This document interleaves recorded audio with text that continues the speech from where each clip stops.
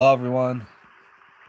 We are going to be doing the final chapter, chapter 12 of Taken Abroad, a true masterpiece. Um, a true, this is this is pure poetry and something that honestly stands the test of time. This is you know, a timeless classic here. So we're about to get to Aaron's end game here. So why don't you sit back, relax, grab yourself a cup of wheat coffee, and we'll start this off. Chapter 12. Aaron woke with a start when he heard an abnormal sound. His eyes focused on two raccoons playing on the hood of his car. He yelled and pounded on the dash of his car to scare the raccoons away.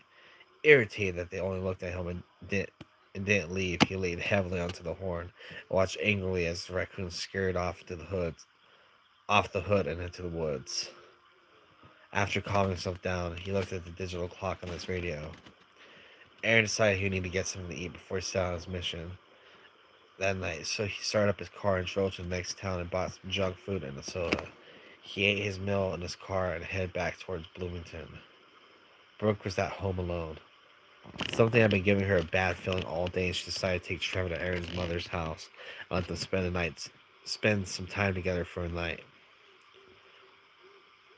Brooke had talked some to Aaron's mother, but didn't go into detail about the previous night. So let her know that Aaron had been acting strange lately. Now it's dark again, and Brooke's fear had grown more. The dark had always done that to her. It wasn't that she's afraid of the dark, but afraid that she couldn't see in the dark. She lay on the couch with the poet moving the DVD player. She's almost asleep when she heard a noise. It's someone trying to get into the front door. She sat there in fear and waited for something to happen. After it seemed like an hour, but it was only really about 30 seconds, the front doorknob stopped rattling.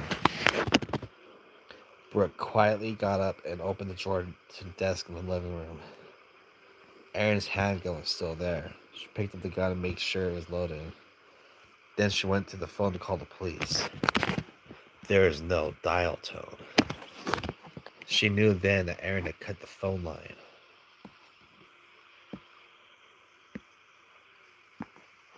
She set the phone down and slowly backed up to the couch, looking around in fear with each step backward. Sitting down on the couch, she tried to calm herself by closing her eyes and taking a deep breath. All she could do was think about Trevor and what his life would be like without her. It's bad enough that he would never have his father. She opened her eyes when the tears started to fall. While wiping the tears away, she decided she needed to be strong enough through this and come out the survivor. Her heart skipped when the echo of breaking glass came from the bedrooms. Brooke slowly lifted herself off the couch, stood there shaking with the gun in her hand. She began to step quietly towards Trevor's room, carefully opening the door. She said a silent prayer, then reached in, turned the light on. Her hand stopped before reaching the light switch. When the light to hers and Aaron's bedroom turned on, Brooke moved her hand back, realizing that Aaron was in their bedroom. She moved quietly toward their bedroom again and turned the knob. She tried to peek through the crack in the door to see where Aaron was. She could see him sitting on the edge of the bed with his back to her and his head down. She edged the door open but stopped when he spoke. I'm sorry for the way things have turned out, Brooke. Aaron spoke with his back still to Brooke. Brooke wondering how he knew she was there. She didn't give any indication of her presence. She wasn't wearing any perfume to let off any smell. Did he know she was there, or was he just talking as if she was there? She couldn't find the answer, but she's freaked out all over his actions. Aaron stood up from his seat on the bed and slowly turned around. He looked at the door and spoke again.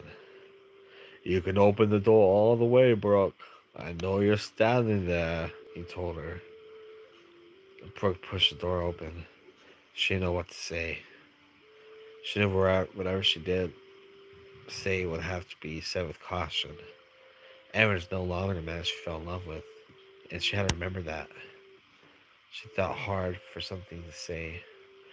Are you alright, Aaron? Brooke asked him carefully. No, I'm not, Aaron answered. Brooke felt sincerity in Aaron's words and thought she saw regret in his eyes. And just as fast as she saw the sincerity and regret, she saw the evil come back in his eyes. I've been killing people, Brooke, but I guess you've already figured that out. Aaron stayed as he began to walk towards her. I don't know what you're talking about, Brooke said, trying to convince Aaron that she didn't notice the change in him. Aaron wasn't convinced. His anger showed as his eyes grew mad. You called the police on me? Don't tell me that you didn't, because I was in the psychiatrist's house and the police called and told Dr. Jeffs that you called. Aaron was growing more and more angry with every word. Brooke didn't know what to do. She turned and slammed the door shut behind her and began to run for the front door. Aaron flung open the door and ran after Brooke. She was fumbling with the lock on the front door when she saw him walking at a fast pace towards her. She got the door unlocked and started running for her car. She got as far as getting the door open when Aaron caught up with Brooke, felt her head being jerked back by Aaron grabbing her hair. And the next thing she knew, she was being thrown to the ground. The gun that she had held flew out of her hand on her way to the ground. Aaron was quickly on top of her and she couldn't move. She struggled to get Aaron off of her, but it was useless. She felt Aaron's fist connect with her cheek, and she felt the wall around her grow dizzy. She stunned and was at Aaron's mercy. Just when she thought Aaron was going to be gentle with her because of the slug he delivered. Why did he be gentle? Oh my god. The slug he delivered her and felt her air being cut off. Aaron had his hand around her throat and choking her. Brooke began to gag and struggle again, desperate to grab a breath of air. She had her right hand on Aaron's right arm, which was choking her. The left hand reached out to search for a rock or anything on the ground which she could use to hit Aaron with. She couldn't find anything in her reach no matter which direction she moved her hand.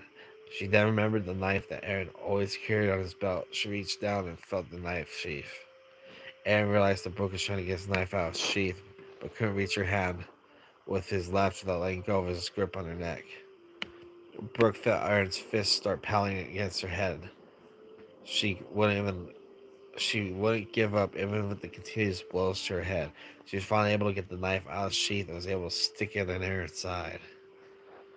Aaron's grip relaxed on Brooke's throat. Brooke took a much needed breath of air as Aaron fell off of her and landed on the ground with blood leaking out of his side. When Brooke got her breath back, she stood up and looked down at Aaron. She put her hand over his mouth and began crying. Put her hand over her mouth and began crying, thinking that she had killed him. In the dark, she couldn't see that he was still breathing. She turned and made her way back to the house to get the cell phone. Aaron came to after passing out from the sudden loss of blood. He knows Brooke was not there, and he came back to him that she had stabbed him with his own knife. He scrambled wearily to his feet and fumbled to this house. Seeing the front door wide open, he knew Brooke was still inside the house, probably thinking he was dead.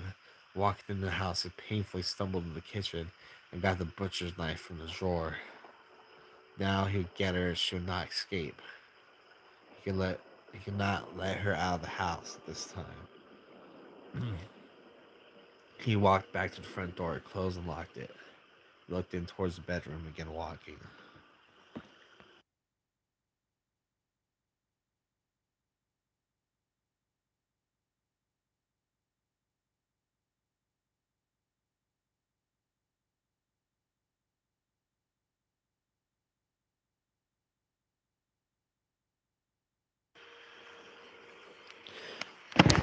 Brooke heard the front door close and lock. She began trembling in fear again. She thought for sure she had killed Aaron, but knew now that she hadn't. And when he was in the house again with her again, remaining quiet, she prayed that he would not come into the bedroom. But knew deep down that he was aware that where she was. Just as she found herself when Aaron showed up to the bedroom door with a butcher knife clutched tightly in his hand. Brooke could not escape. She was trapped and she knew it. Aaron smiled with an evilness in his eyes as they slowly walked towards Brooke. Brooke's begging him to leave her alone did not jar him at all. The only thing he could feel was the desired death emanating from Aaron. She backed up to the wall as she could, holding onto the edge of the dresser. She searched the small area for some type of weapon, but the only thing near was the lamp on top of the dresser. Before she had a chance to reach it, Aaron was right there with his forearm pressed against her neck, pressing her to the wall. Then she felt the tip of the butcher knife break into the skin on her abdomen. She began to cry from the pain and lack of air she was desperately needing again. She just knew this was the end. She still had her cell phone in her right hand, and without giving anything away, she felt around the keypad on the cell phone, dialed 911, then sent while Aaron was yelling into her face. Then dropped the phone on the floor. Brooke braced herself while trying to free herself from Aaron. She reached for the lamp while Aaron was still distracted by his own yelling. She grabbed the base of the brass lamp and swung it as hard as she could, connecting it to Aaron's skull. It didn't knock him out, but the effect was enough for Brooke to get free of Aaron and the knife. She started running to the door, but felt Aaron diving and pushing her from behind. Try as she may, she couldn't move her right leg because Aaron had a grip on it and wouldn't let go. Brooke kicked fiercely and somehow connected her boot heel with Aaron's face, forcing Aaron to release the grip on her ankle. She scrambled to her feet, almost falling again as she did, and ran to the front door, unlocked and opened it, then began running towards her car again. She hit the ground hard when Aaron tackled her. Her ribs hurt bad from the impact of the object still pressed against her ribs. It was the gun that flew out of her hand when Aaron hit her the first time, and roughly flipped her over, grabbing her throat again and began choking her with the butcher knife raised in the air. I was going to take your life to the place where I'll bury the others, but I think I've had enough of a hard time with you. Aaron spread out the location of his personal burial grounds and told Brooke how proud she would have been of him. Now, even placing little American flags on their graves, representing that they were killed by an American soldier. I had to kill them. They were the enemy, Brooke, just like you turned out to be. Aaron finished as he raised his knife, the higher strike Brooke in the heart. Brooke frantically searched for the gun with her fingers as Aaron continued speech. When she finally found it and grasped it in her hand, Aaron was finished with talking and beginning a strike at Brooke's chest. Aaron's eyes grew wide with horror when he saw Brooke raise the gun quickly, and before he could reach, the bullet hit him with a short thud in the chest. Aaron fell to the ground, taking his last short breaths. Brooke lay there crying when she heard police sirens coming up the road. She turned her head and looked over at Aaron. His eyes were still open but lifeless. Brooke reached over and closed Aaron's eyes, then ran her hand across his cheek. It was over. The bodies of the people that Aaron had killed and buried were found because Brooke repeated to the police officer what Aaron had told her. She sat there at a funeral of 5 different people. One person that one time she knew very well, the other 4 that she didn't know at all, but grieved over because they represented the end of the life she knew and loved.